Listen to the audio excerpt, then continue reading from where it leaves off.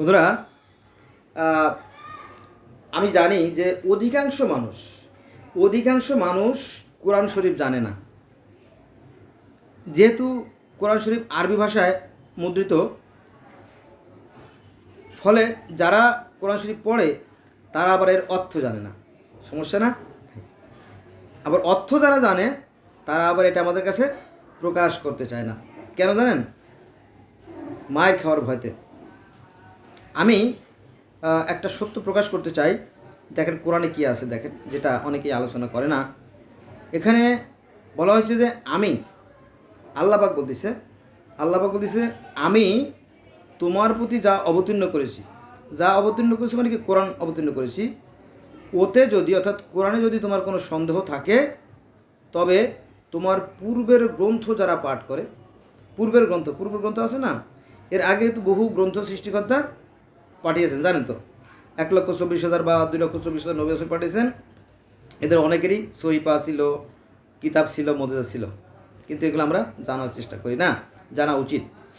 যাক, তো তোমার নিকট সত্যই এসেছে, তুমি কখনো সংশয়ীদের অন্তর্ভুক্ত হও না। এটা আছে সূরা ইউনূস আয়াত নম্বর 94। এই আয়াতটা আমি আবার পড়ব, কারণ খুব সিরিয়াস এবং সাংঘাতিক একটা আয়াত। আমি তোমার প্রতি যা অবতীর্ণ করেছি ওতে যদি তুমি সন্দিহান হও, তবে তোমার পূর্বের গ্রন্থ যারা পাঠ করে তাদের জিজ্ঞাসা করো, তোমার নিকট সত্যই এসেছে, তুমি সংশয়ীদের অন্তর্ভুক্ত হও না।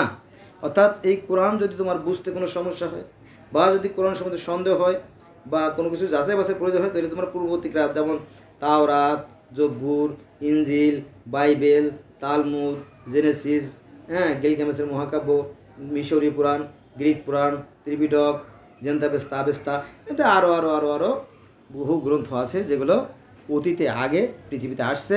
সেগুলোর সাথে আমরা কি মিলিয়ে দেখবো, বা তাদের কাছে যাব যে ঘটনা কি সত্য। বোঝা গেছে বিষয়টা? কোরআন কিন্তু ঠিক আছে, কিন্তু আমরা মুসলমানরা ঠিক নাই, কারণ আমরা এই কোরআন নিয়ে নিজেরাই মারামারি করি।